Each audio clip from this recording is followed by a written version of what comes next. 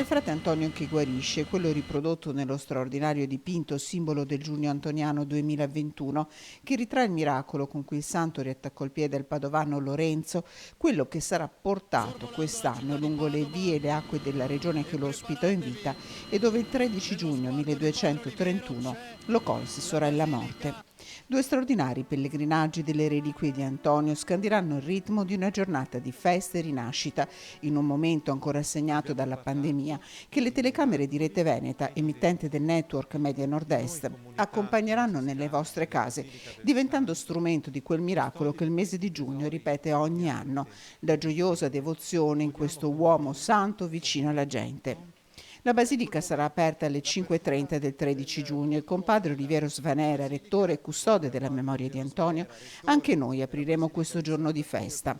In mattinata poi seguiremo la peregrinazio della Basilica della Salute a Venezia, da cui per la prima volta uscirà diretta al santo la reliquia dell'avambraccio di Antonio, lì custodita dal 1652.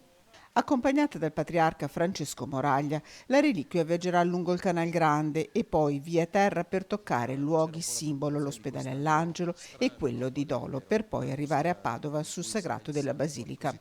Qui la reliquia resterà per 7 giorni. Nel primo pomeriggio la tradizionale statua processionale di Antonio uscirà per benedire i luoghi altamente simbolici di Padova. Il comando delle forze operative Nord, il carcere, la Camera di Commercio e il Comune per rientrare per la celebrazione eucaristica delle 17. Venezia unita a Padova dalla devozione in questo santo così amato dalla gente veneta e da tutto il mondo, in una solenne benedizione di salute che grazie ai frati e attraverso il lavoro degli uomini e delle donne del network Media Nord-Est potrà arrivare a quanti la desiderano. Una giornata di festa preceduta da una tappa del Giugno Antoniano, il concerto del pianista Giovanni Allevi dalla Basilica del Santo, trasmesso in diretta venerdì 11 a partire dalle 21 su Rete Veneta.